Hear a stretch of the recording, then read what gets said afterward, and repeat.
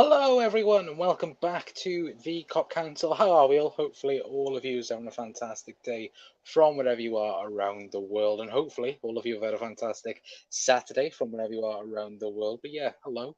I forgot my words. What I was going to say. Sorry, chat. But welcome to a yet another match preview show for you guys this evening. Yes, we do have Liverpool's preview against Arsenal. Oh, another tough game for the Reds, but yet again look, how many games have been tough and frustrating this season? There's been a few, hasn't there, chat? And again, Liverpool v Arsenal over the years have been comfortable, I'd say, for Liverpool, especially at Anfield. But again, I think this is probably Arsenal's best chance of beating Liverpool at Anfield. Of course, I believe it's the first time they would do it since I think 2012. So again, not the best record at Anfield for Arsenal, but still it's going to be a very, very tough game for the Reds. And of course, we're going to talk everything about it as well. So if you're new around here as well, then please don't forget to hit that like button. Don't forget to hit that subscribe button as well if anyone's new. It'd be very much appreciated as always. And big up to all the new subscribers as well. Obviously, the shorts is paying off quite well because you guys interact in it tremendously. Of course, if you haven't seen the news with Jude Bellingham and Alexis McAllister as well, then go over to the shorts channel and you'll see all the shorts bit of the channel and you guys will see. Anyways, well, big up. Connor says, Doug, hello, Doug. Hopefully, you have a fantastic day, my friend. Luca's in as well, saying, I watch as well. Good seeing you, Luca, as well. Henry's in as well, saying, hey, Connor and Doug as well, and hi to Luca. Brian's in as well. Hello, Brian. Chris is in as well, saying hello, evening corner. Hello, Brian. Hopefully, you're on a fantastic day, my friend. Hopefully, everyone's on a fantastic day. How is it in Wales? Pretty good today. Weather was very, very nice today and yesterday, to be fair.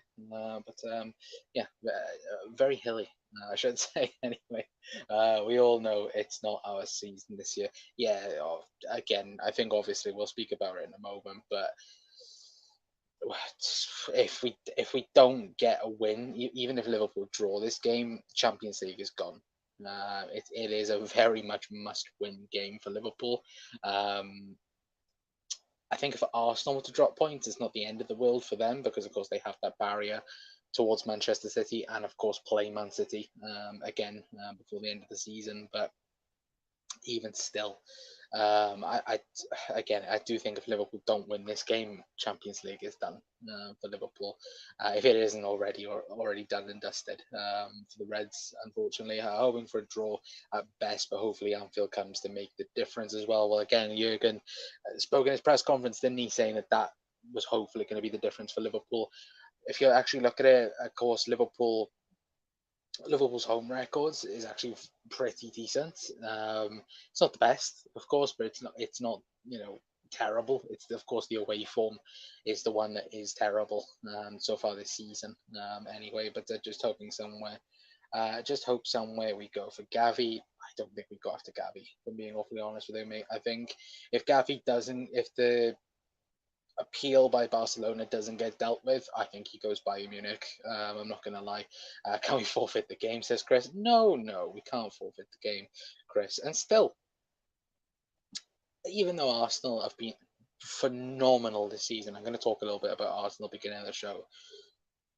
I still think there is something in there for Liverpool. But I'll speak a bit about that, about the start. Anyway, but excuse me. No Mount, please, it's bad business for Liverpool. I don't think it's bad business. I do think there is better options. Alex McAllister, for example, Alexis McAllister, sorry, I think would be better. But yeah, Doug again saying hi, Connor. Hello, Doug. I was confident v City and United at home, but Arsenal is so good, too good, so I'm not confident, says Chris. I feel currently what it felt against United, and that was nervous. I was very nervous and very nervous for tomorrow against Arsenal. Um, and that's the thing. It's like I think we expect Liverpool to perform because it's at Anfield, but again, like we've seen so far this season, if Arsenal get an early goal, and I mean early like we've seen them, again, it could be a very long afternoon for Liverpool. But again, I will speak about that in a moment. Super Frank Lampard, yeah, Frank Lampard, of course, losing his first game back today at Chelsea. Obviously, Doug were in that stat today. I did see that earlier on, and yeah, what was it, 600 million spent in 6 months, and they can't even get a striker at the club. Well, they do have a striker, but he's on loan at Inter Milan. So yeah, there you go. Fair play to Arsenal; they've been fantastic mentally as well. And yeah, well, that's actually a good point to move on to actual Arsenal. Um, and again, I want to speak a little bit about Arsenal because, again, I think before the start of the season, I think all of us thought, or anyone with some sense thought, that again Arsenal would be fighting around that third place, with the likes of Spurs and Chelsea, and so on. And again, they've taken that next step, and that's the kind of the scene around Arsenal as well, in my opinion, because of course last season they took a massive step to get into to try and get into the top four. I felt like they have been a season ahead of the progress of what they're trying to achieve. Like last season, I think top four, obviously it was too much in the end, but of course they were in a very good position.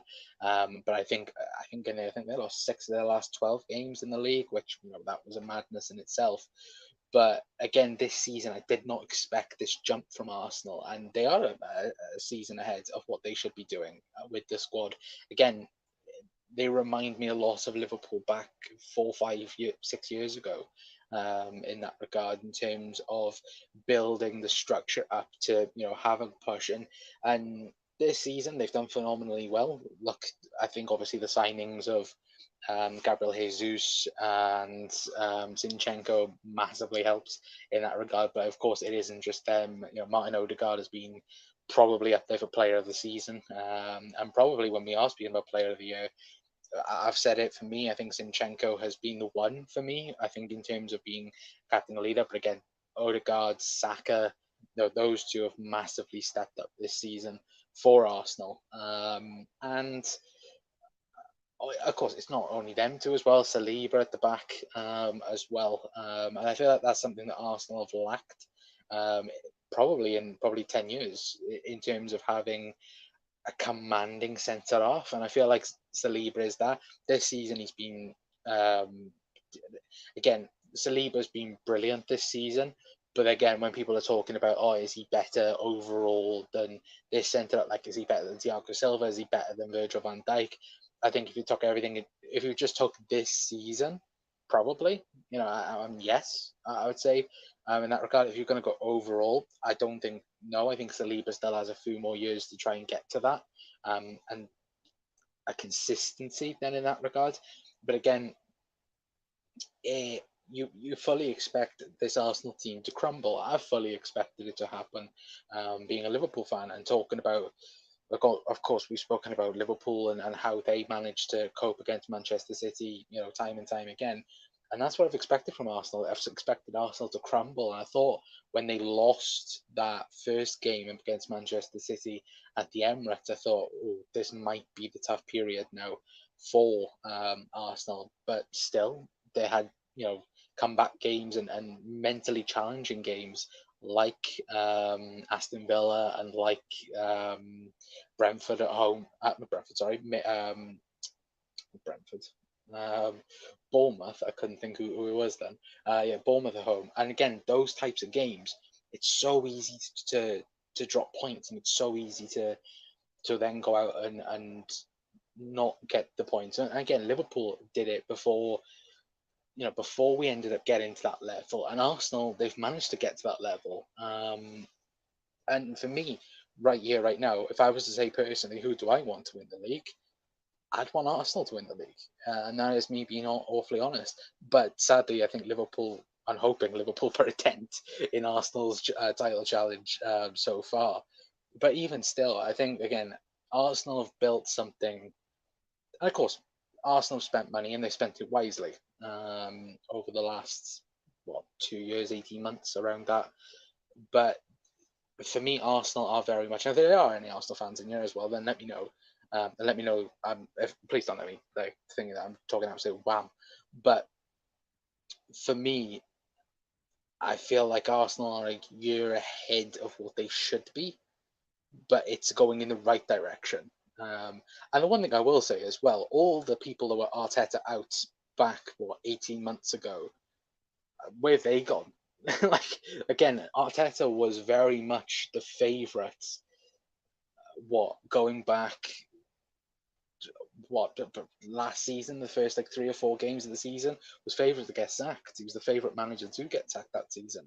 And again, Arteta coming from the same cloth as Pep Guardiola, and that's the thing. Like, I'm not only talking about Arsenal in that regard.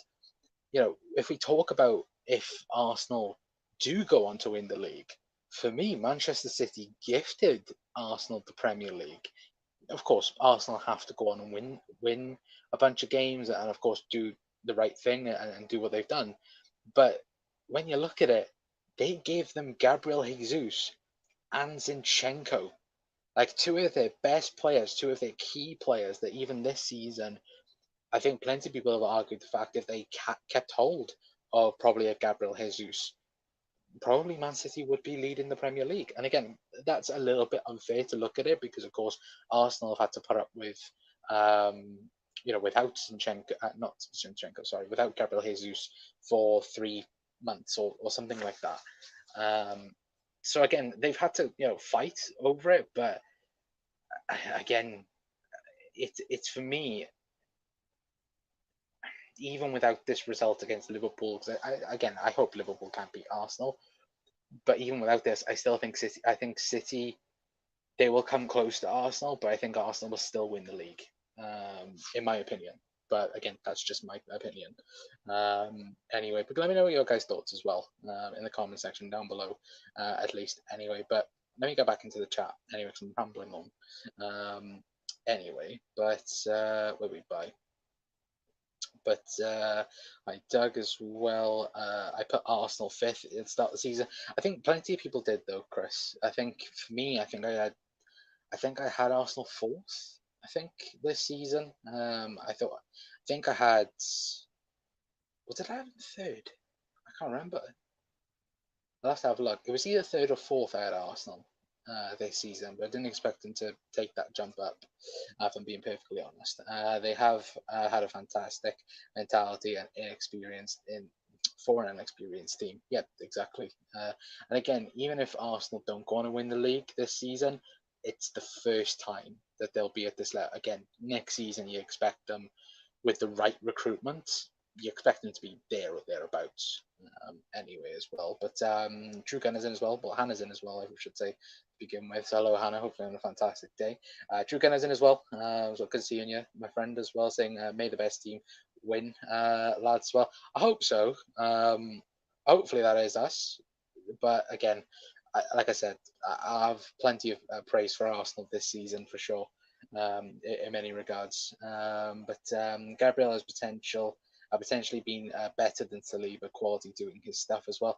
But yeah, I think Arsenal fans might, if Shukan is still in here as well, will have different thoughts and different opinions. I think Saliba though is like, I think last season, I think PSG were looking at him because of course he was at Marseille last season, and I think PSG were like, oh, what's his situation? But I think obviously Arsenal won't sell him for anything cheap, for sure. Anyone but City to win the league, absolutely agree. Well, everyone bar Manchester in that regard, and Everton, to be fair. But again, I'd rather Everton win the league than both Manchester clubs. And Arsenal got lots of criticism for buying Saliba and loaning him out long term. It's worked very well. It has, but what I've heard of like Arsenal fans, they were very nervous because of course Arteta got rid of him and sent him out on loan, and everyone thought that it might have been, something bad as well. But oh bloody hell, I forgot to do that. Hang on in the chat.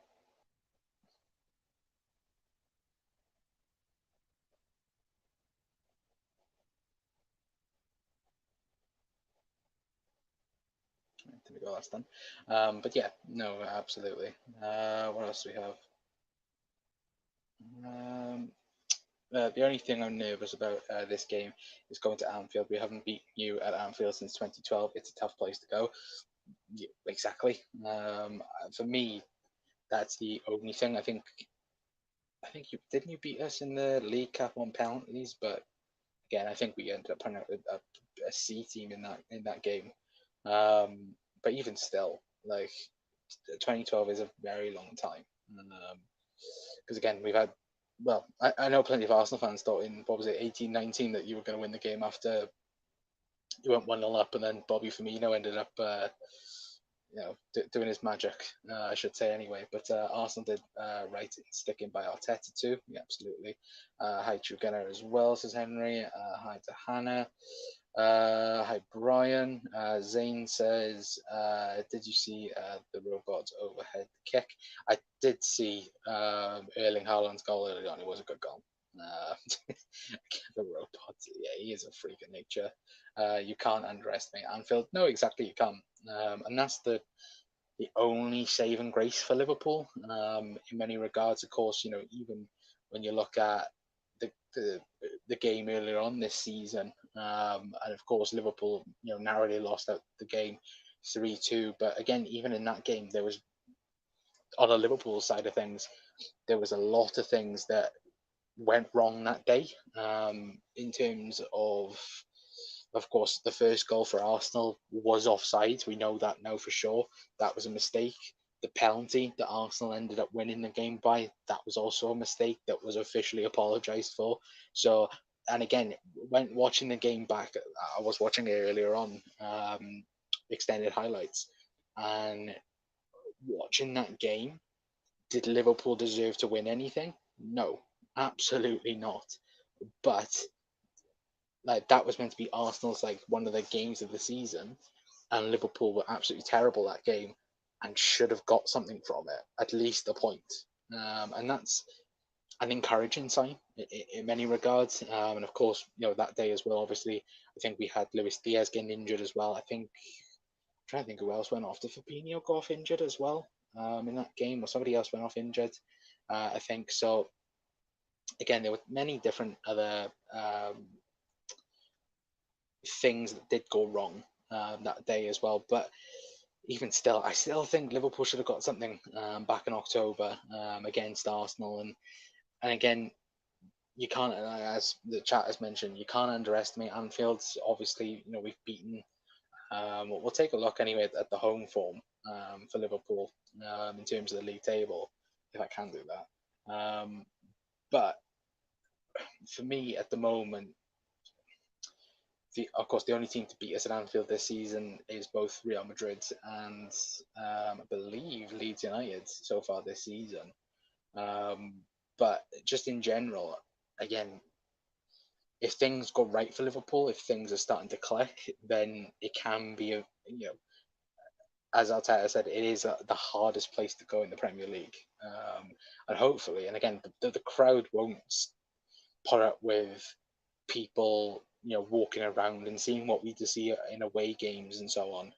Liverpool will not put up with that, in my opinion. But again, we have to get at Arsenal tomorrow, because that's the only way we're going to win. Is you have to do what we did against Manchester United: get out, attack, go for the jugular. And if Liverpool are 2-0 up, going into half time, or 1-0 up going into half time, of course that goes very well in Liverpool's favour as well. But Chris, I believe if Arsenal win, they go on to win the league. For me, winning at Anfield is big for morale and boost, and you're going to be successful if you win at Anfield. I agree, 1000%. It's a tough thing to admit, but the atmosphere at Anfield has been a bit rubbish lately.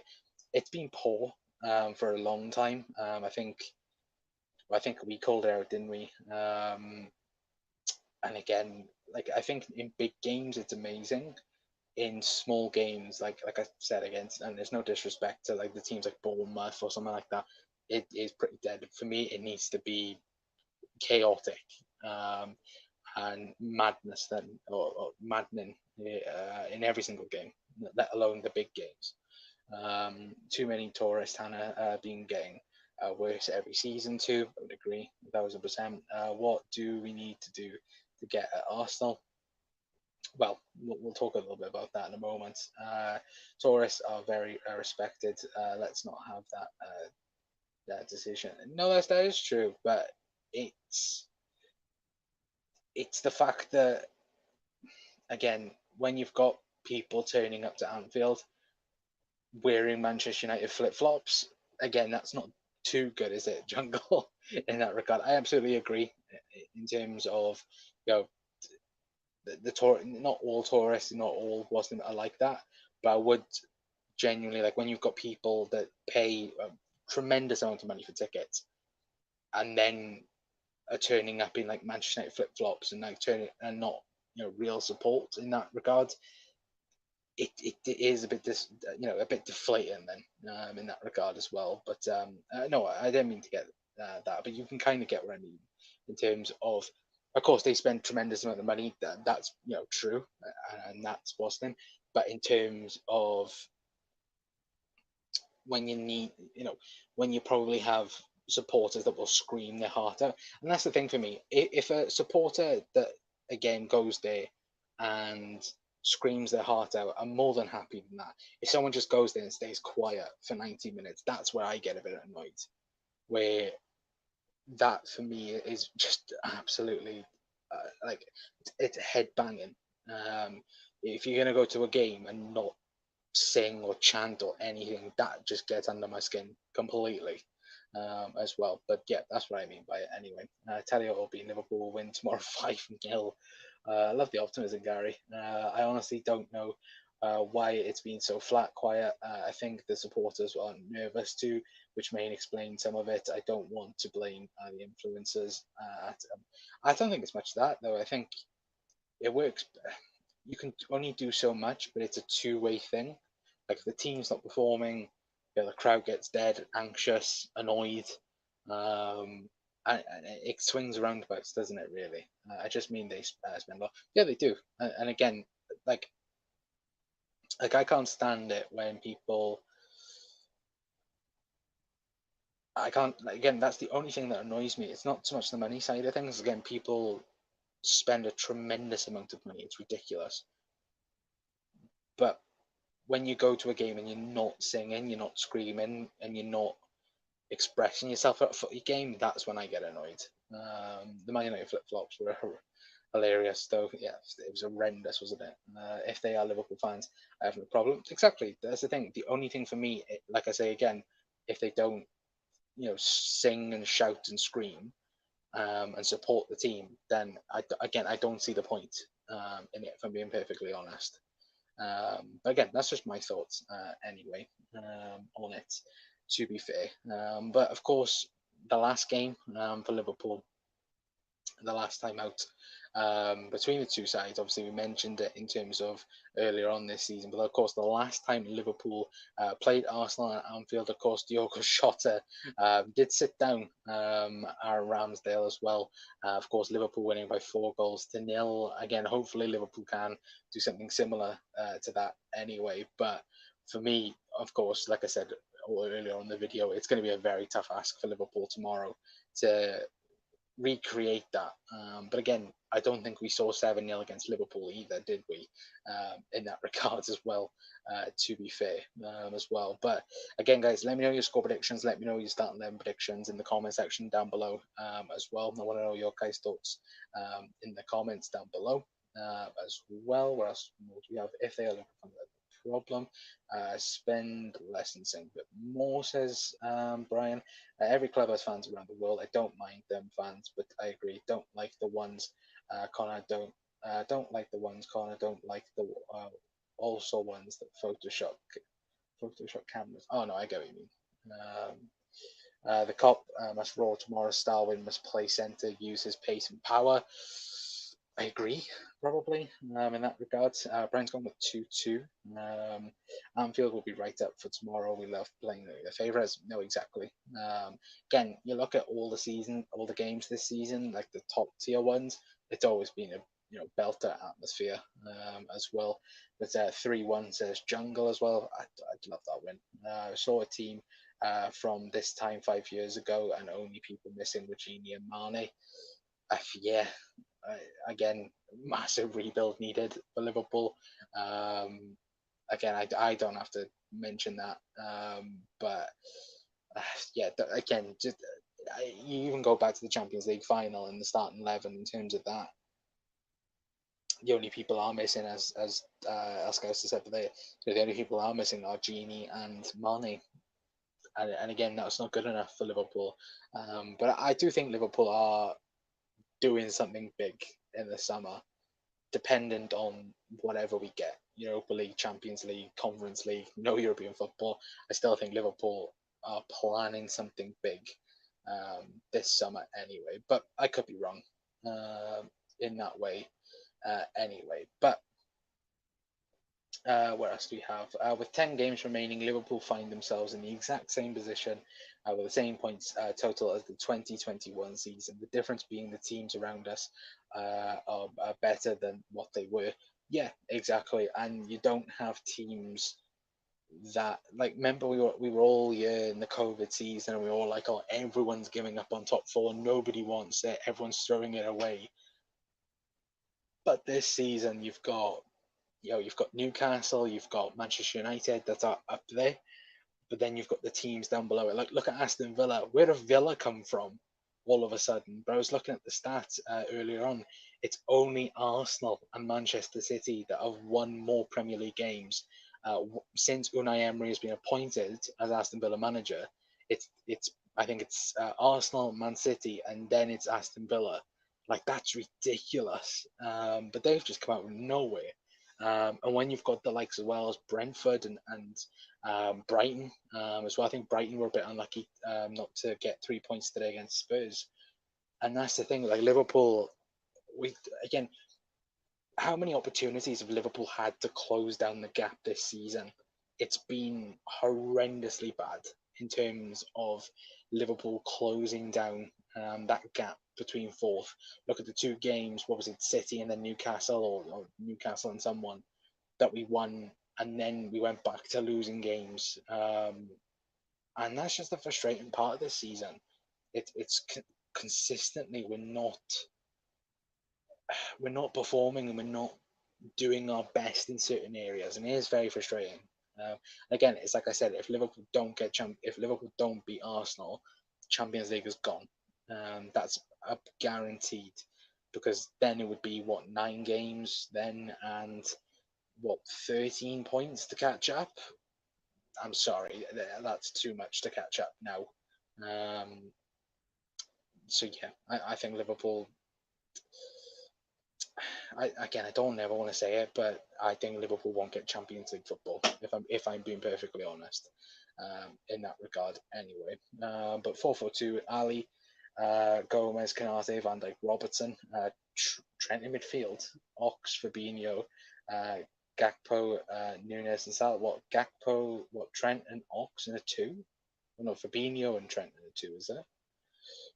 Gary is a weird one, that. To be fair, what do you mean Trent? Right, I know it's 4-4-2. So Trent right mid probably. It'd be interesting, but I don't think that would be it. To be fair, it'd be more of a miracle finishing in top four than we did that season. I absolutely agreed, Chris. Absolutely agreed. Unai Emery, is an excellent manager. No, he is absolutely. I said Emery was a coup for Villa, but didn't expect that at the moment from them. Well, again, if he's doing that well with arguably none of his players, imagine what he could do, next season onwards. Like, Jesus, and that's a frightening thought anyway. Especially with Villa, they backed up Steven Gerrard to the hill in that regard. Of course, bringing in Coutinho and so on. So again, they've got money to spend. Just hope Liverpool actually, do their job as well. But if we won that final against Madrid, Madrid last season, all the players' attitude would be different. I feel like they have all odds down. I agree in a certain sense. I think that there's only so.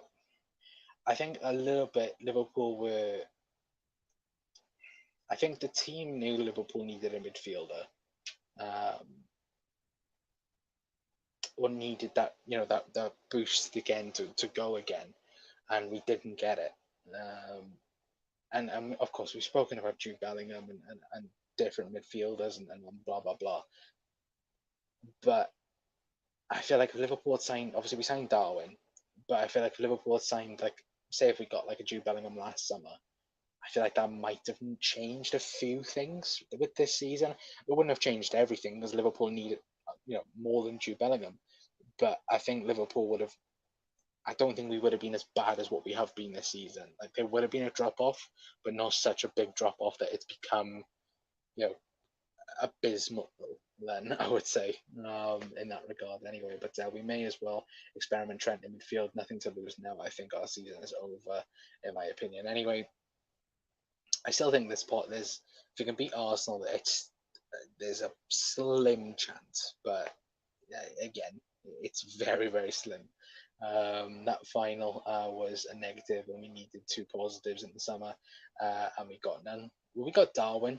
I think that's one, but we needed midfield reinforcement, and we didn't get it.